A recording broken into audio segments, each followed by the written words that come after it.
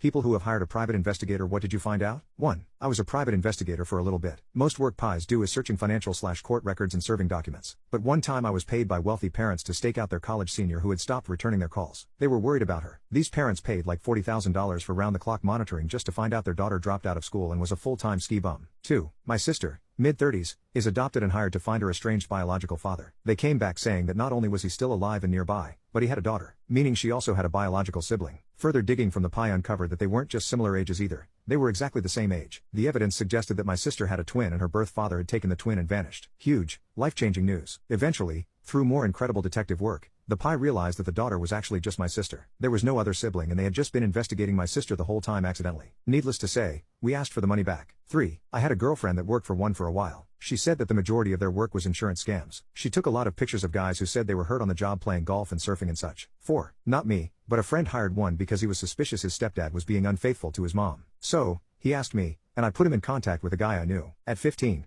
when my friend's mom and stepdad started dating, my friend gave the typical "you hurt her, you're dead" speech. Also, his bio dad walked out on him and his sister when my friend was like 4. It took a while, but my friend warmed up to the guy and he's a good guy. Anyways, the pie said he wasn't cheating. Apparently there was a house on the market that my friend's mom wanted, and he bought it. He had been remodeling it for some time and he kept it a secret. As a 5-year anniversary gift to her, he bought it. Anyways, they live in a 5-bed house. 5. My story is a little different. I had a pie investigate me. About 6 years ago I became very ill with a variety of issues that left me really quite poorly. I was an optician and so using my hands with arthritis was just never going to be a plan. So I applied for UK disability support. I sailed through and started receiving a monthly amount. Now, fast forward a few years, I then start getting restless at home so I retrain into a job that doesn't involve my hands. I stop receiving money, except for the benefit you can get while you work. I use it for paying a better automatic car off. Well, my very nasty mother's friend saw me start work and called the benefits office, assuming I was still claiming. Unfortunately, she exaggerated and told them I was living a normal life and even running daily. So the benefits office filmed and watched me. They thought they had an aha, gotcha moment. Their pie provided photos of me walking unaided. When I sat in the meeting,